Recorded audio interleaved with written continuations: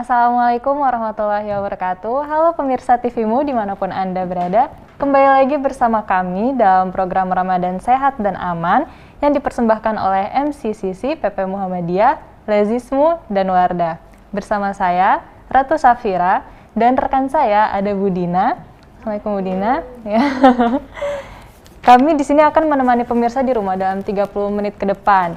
Dan kita akan berbincang seputar ajaran Kiai Haji Ahmad Dahlan dalam respon kemanusiaan, begitu. Dan sudah hadir bersama kami di studio ada Bapak Budi Setiawan ST selaku Ketua LPB PP Muhammadiyah MDMC. Assalamualaikum Bapak. Waalaikumsalam. Alhamdulillah. Alhamdulillah, kabar baik ya Pak? Alhamdulillah sehat. Bagaimana nih Pak? Seputar kemanusiaan. Ajaran Kiai Haji Ahmad Dahlan itu tentang kemanusiaan seperti apa?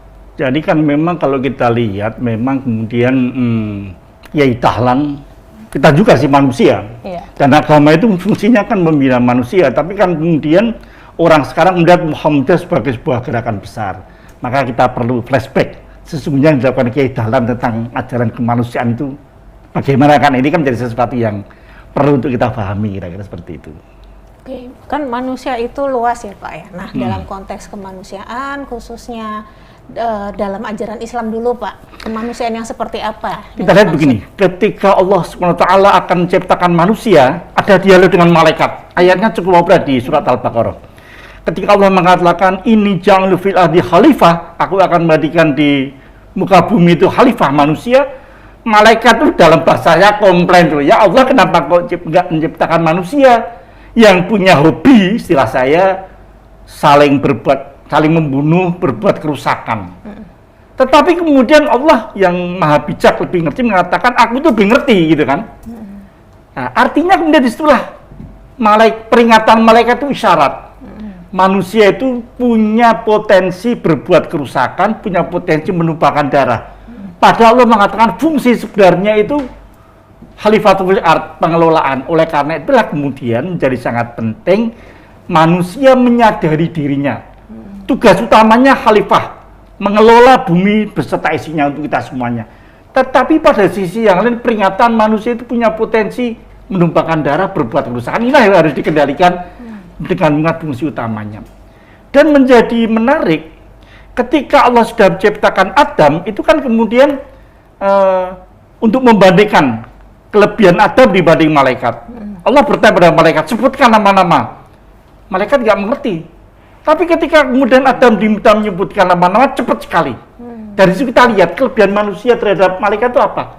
Ilmu. Maka dengan ilmu itulah manusia ditugasi untuk mengelola alam semesta. Selain dibekali ilmu, Allah menjadikan satu pernyataan lagi.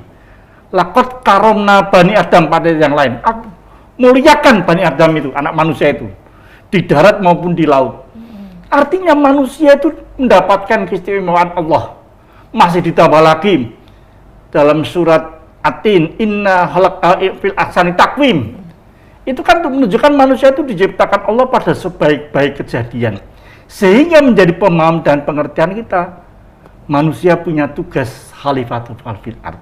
Tapi punya potensi itu. Maka dalam sejarah kita juga melihat bagaimana dari waktu ke waktu ketika Adam turun ke bumi, karena dalam tanda kutip dihukum Allah dengan tidak menggunakan pakaian, akal kemudian, karena standar manusia itu pakaian. Dalam arti dikatakan Adam segera menutupi dirinya dengan daun-daun yang ada.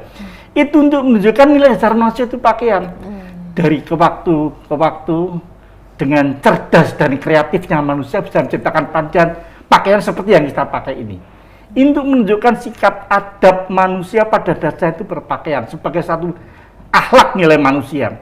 Yang dulu dari banyak pakai daun-daun, kemudian pakai dari kulit binatang, sekarang dengan ilmunya manusia menjadi sangat luar biasa. Tetapi harus disadari, ini semua tidak bisa lepas dari fungsi manusia khalifatul ard. Maka dalam mengupayakan pakaian pun kita tidak boleh kemudian melupakan fungsi itu pengelola alam semesta. Sehingga kalau sekarang orang bicara tentang lingkungan dan sebagainya, maka pakaian pun yang menjadi salah satu dasar manusia tetap harus mengenal fungsi lingkungan. Apalagi kalau kemudian dalam perjalanan sejarah manusia kita lihat, manusia punya ilmu tadi untuk kemudian dia bisa mencari makan, karena nilai dasar manusia harus makanan. Awalnya mungkin dia hanya mengambil makan di sana sini di hutan-hutan dan sebagainya. Ketika kemudian berkembang daripada saat bepergian jauh, mulai bercocok tanam, pertanian yang diupayakan. Tetapi maka kemudian kita bisa melihat bahwasanya dalam pengelolaan itu, ketika manusia mestinya menggunakan ilmunya bercocok tanam, bersaing dengan binatang buas waktu itu. Tetapi lama-lama persaingan dengan buas, dia menciptakan peralatan senjata, zaman batu pun sudah senjata ya.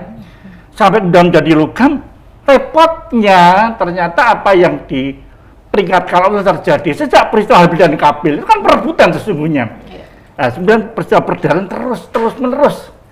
Allah kemudian menurunkan para nabi dan rasul untuk mengingatkan bahwasanya sesungguhnya fungsi manusia itu khalifatul fil ard, harus diingat, jangan sampai kemudian melupakan itu, keinginannya mengembangkan ilmu kemudian menjadi lupa segalanya. Baik, Masya Allah. Baru pembukaan aja udah seru ya Mbak Fira.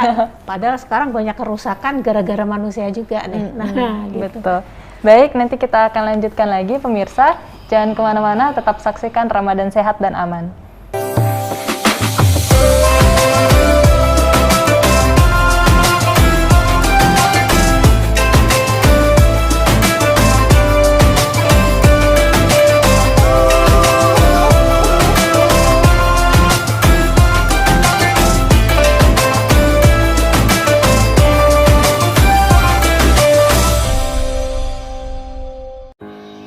Selamat pagi untukmu yang selalu memulai dengan yang halal.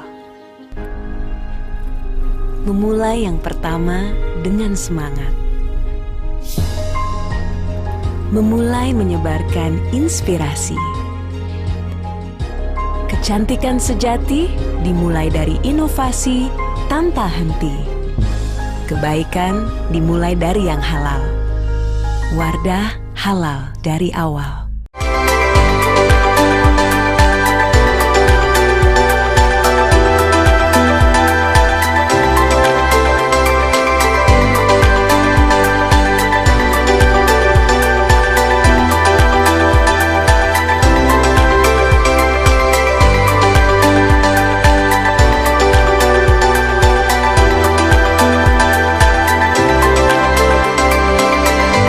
BR UAD. Apa itu zakat? Menurut bahasa, zakat atau al-zakat adalah suci, tumbuh, berkah, dan terpuji. Menurut istilah, zakat adalah ibadah wajib yang dilaksanakan dengan memberi harta sendiri kepada orang yang berhak menerimanya. Apa itu zakat penghasilan dan zakat harta? Zakat penghasilan dapat dilakukan apabila penghasilan tersebut telah mencapai nisyab dan telah haul masa 1 tahun. Sedangkan zakat harta adalah zakat yang dikeluarkan tiap tahunnya.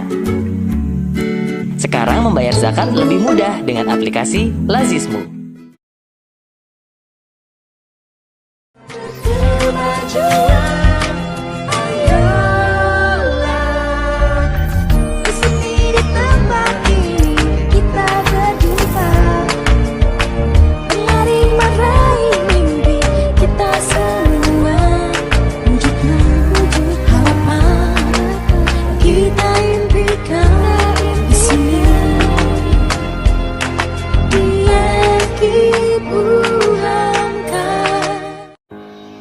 Selamat pagi untukmu yang selalu memulai dengan yang halal. Memulai yang pertama dengan semangat. Memulai menyebarkan inspirasi. Kecantikan sejati dimulai dari inovasi tanpa henti. Kebaikan dimulai dari yang halal. Wardah halal dari awal.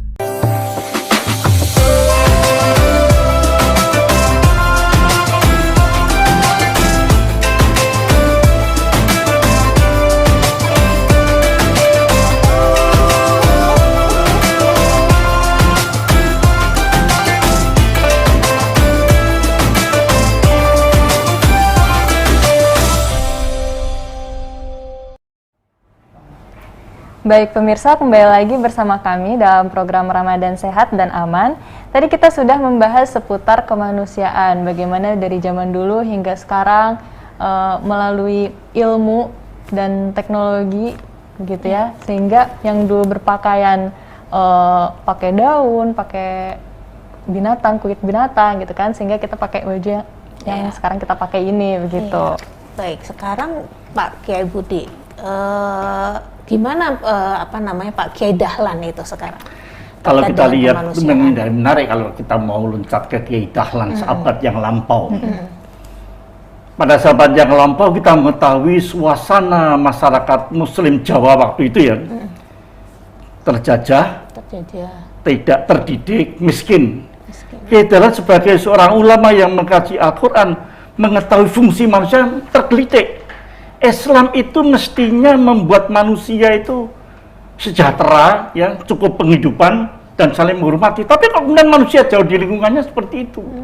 Ini jangan mendidik Kiai Dahlan, yang salah siapa kan itu. Maka beliau mengkaji Quran, berdialog dengan para ulama dan melihat ada sesuatu yang salah dalam pemahaman ini. Bahkan kemudian Kiai Dahlan kepada murid-muridnya ketika dia mengaji Quran dan sebagainya sampai surat Al-Ma'un yang sangat populer. Muridnya sudah sangat hafal, sampai berminggu sudah hafal. Kan cuma 7 ayat, kita semuanya apa? Artinya hafal. Tapi ketika ditanya sudah diamalkan, semuanya diam. Kalau kita lihat di dalam surat Al-Ma'un salah satu contoh surat itu tadi. Ara'aital ladzi yukadzibu biddin fadzalikal ladzi yad'ul yatim. Mereka yang menghardik anak-anak yatim itu akan termasuk orang-orang yang mendustakan agama. Ini kemudian membuat murid-muridnya Suja'fah dan sebagainya ternyata sudah enggak sekarang kamu menolong anak yatim. Inilah yang kemudian kita lihat, yaitu tetap kembali pada nilai kemanusiaan lagi. Yatim adalah sebuah keadaan yang nyata dalam dunia ini ya. Mereka butuh pertolongan. Orang miskin, balayadu ala tu'amil miskin, nggak mau memberi makan orang miskin. Kamu ingin nggak disebut orang yang mendustakan agama? Maka bantu anak yatim, bantu orang miskin. Itulah bergerak seperti itu, muridnya segera lari kalau nalun mencari anak yatim, anak miskin. Anak yatim miskin butuhnya apa? Yatam abal masakin, butuhnya ya makan. Maka ketika mereka diajak ke masjid, nggak diajak sholat, nggak diajak, diberi makan, pakaiannya kotor suruh mandi dulu, kasih baju, baru diajak makan. Selesai nggak ditanya, karena butuhnya mereka itu. Kiai Dahlan itu mengerti betul memberikan apa yang dibutuhkan oleh manusia. Ini yang menjadi penting bagi kita sekarang. Jangan kita berbicara muluk-muluk kalau kemudian orangnya lapar. Nah, itu nilai dasar manusia tadi, seperti kembali kepada yang awal tadi, bahwa nilai manusia itu saat sekarang itu butuh makan. Maka udah kita melihat ajaran agama jelas menuntunkan manusia sejahtera. Kenapa anak-anak itu nggak bisa makan? Kenapa itu terlantar? Yatama, ya, yang kita sebut dengan anak yatim. Kalau kita lihat akar katanya itu yatama. Yatama itu tidak terperhatikan loh. Jadi bukannya secara mesti tidak punya bapak ibu, tapi anak terlantar itu ya anak yatim. Orang miskin bukan berarti dia tidak punya duit, tapi saat itu kalau seseorang miskin, sama cerita ya, ketika respon Merapi ya, dievakuasi, tengah malam kita lari-lari, ada mobil, bagus mobilnya, berteriak tolong-tolong. Saya yakin mobilnya itu pasti orang kaya. Tapi dia waktu minta tolong karena apa? Saat itu hujan pasir Merapi itu, saya yakin dia saat itu miskin. Meskipun dia mungkin punya tabungan di bank, tapi saat itu pasti kita tolong. Artinya kita meluaskan pengertian itu. Jadi kita wajib menolong orang-orang yang terlantar, yang kedua orang miskin. Nah, inilah yang perlu kita kembangkan dalam sekarang ini secara struktural, menggunakan organisasi dan sebagainya. Sehingga nantinya kita akan bisa berbuat lebih banyak. Orang miskin, sakan akar katanya. Jangan kepleset dengan sakinah ya. Memang ada kemiripan ya. Tenang tapi kan tidak berdaya. Orang tidak bisa lagi menyatakan dia butuh apa, sangat tidak berdayanya. Maka kita kemudian secara aktif harus mendatangi orang tersebut.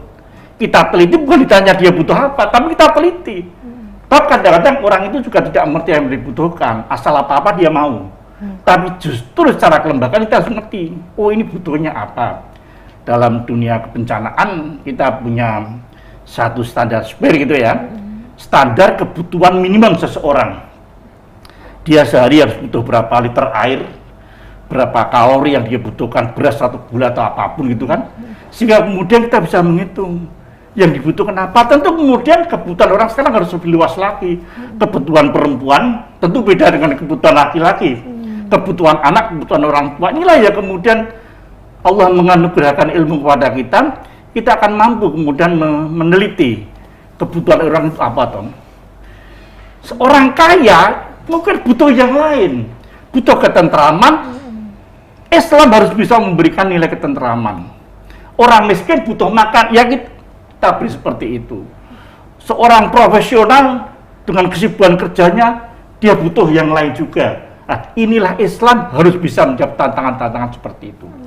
Inilah yang nampaknya ke depan harus terus-menerus kita eksplor, sehingga kita semakin mengerti untuk memberikan kebutuhan. Jadi yang kita berikan bukan yang diminta, bukan yang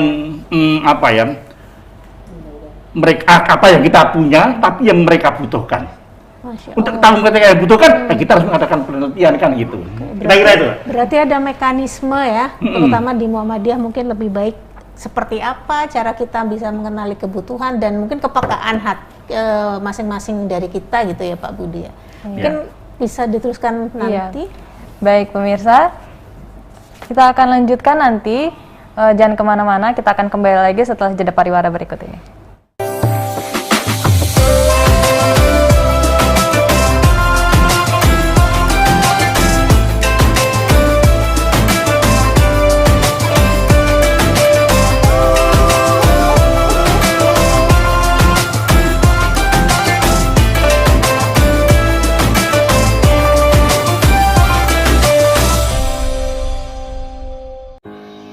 Selamat pagi untukmu yang selalu memulai dengan yang halal.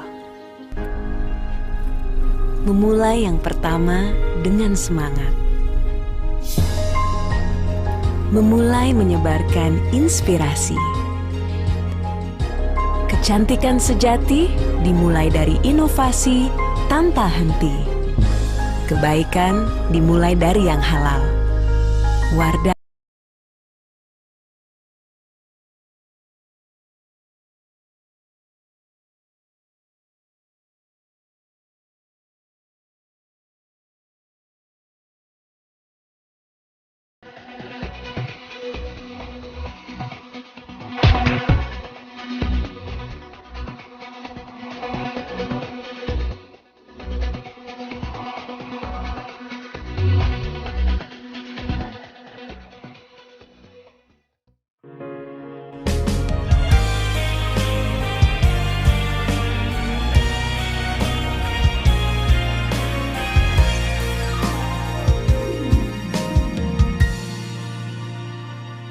Jangan biarkan tanganmu tergenggam. Bukalah, mari bergandeng tangan. Berbagi kepada sesama yang membutuhkan dan perlu bantuan. Di tanganmu Allah memberi rezeki agar mengalir kepada hamba lainnya lewat zakat, infak dan sedekah. Maka tanganmu akan menjadi berkah. Lazizmu selalu siap membantu. Salurkan amanah sesuai yang dituju. Menebar kebaikan, memberi kemaslahatan, membangun umat, capai kesejahteraan. Bersama lazizmu memberi untuk negeri. Aksi bersama kepada sesama. Berbagi kebahagiaan dalam bimbingan Islam. Jadikan Indonesia berkemajuan.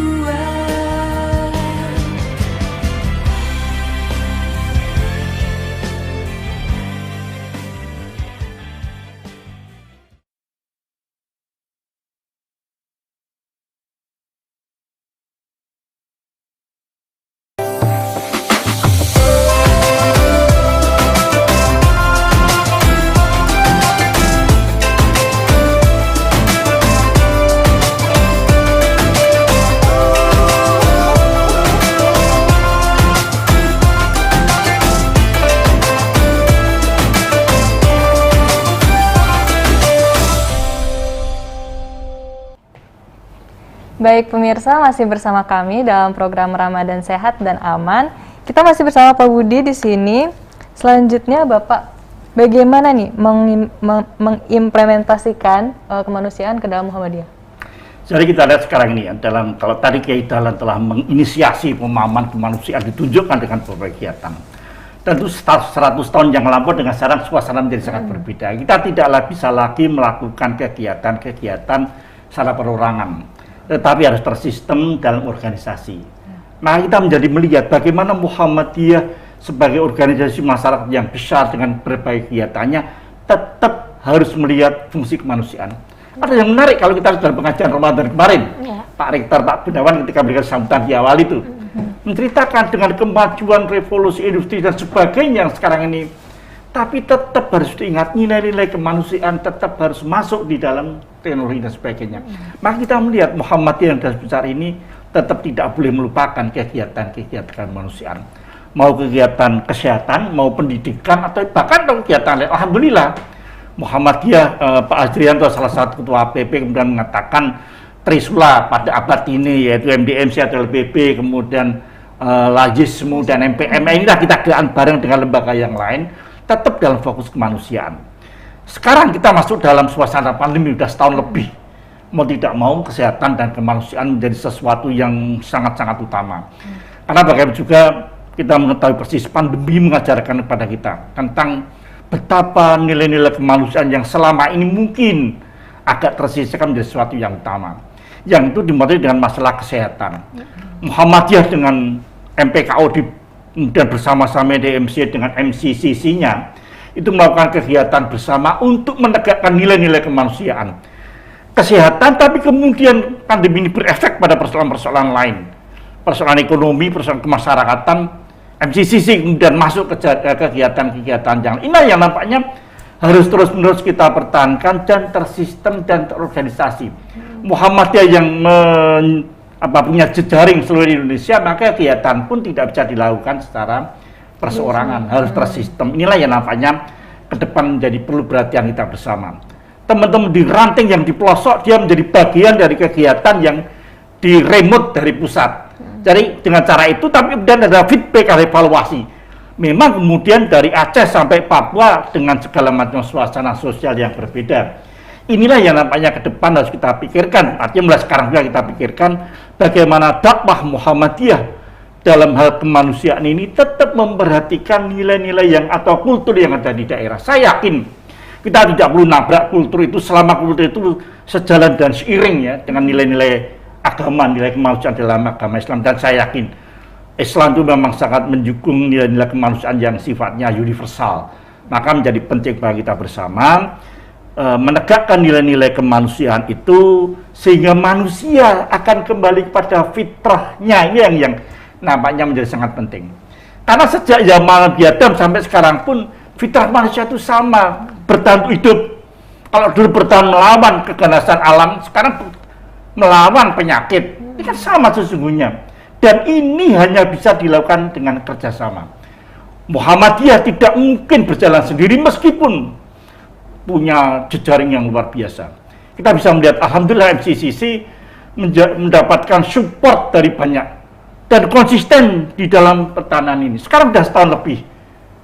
Kita perlu juga khawatir kalau kita lihat negara-negara tetangga India yang melonjak luar biasa, harus menjadi pelajaran bagi kita. Cuman sayangnya sebagian dari kita nampaknya masih perlu diingatkan dan terus diingatkan. Beda pendapat saya pikir sangat wajar.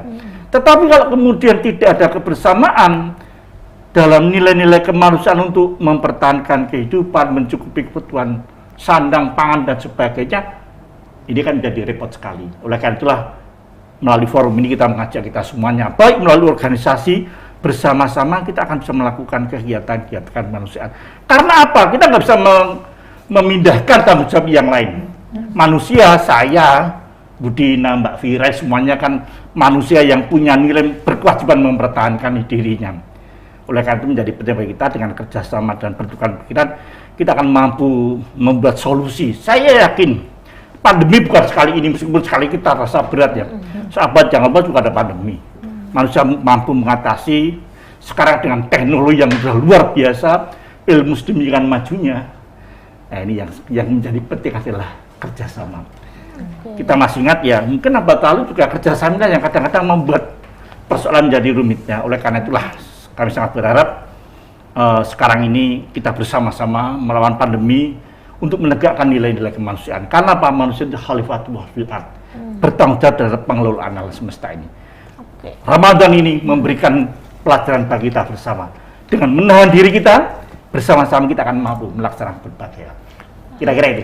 Oke, jadi kira-kira penutupannya adalah Ramadan sehat dan aman. Ini juga bagian dari kemanusiaan Bagian kita. dari nilai itu, saya sangat sepakat itu. Namanya harus perlu terus-menerus dipertahankan. Jadi kita tetap berpuasa, tapi tetap juga kita harus memikirkan keamanan dari pandemi dan tetap sehat. Insya Allah. Mungkin itu Mbak Fira. Iya, bermanfaat Sayang sekali kita. waktunya Iya, sedikit.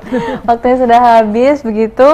Pemirsa, terima kasih sudah menyaksikan. Semoga bermanfaat bagi pemirsa di rumah. Terima kasih Bapak yang sudah hadir bersama kami di sini.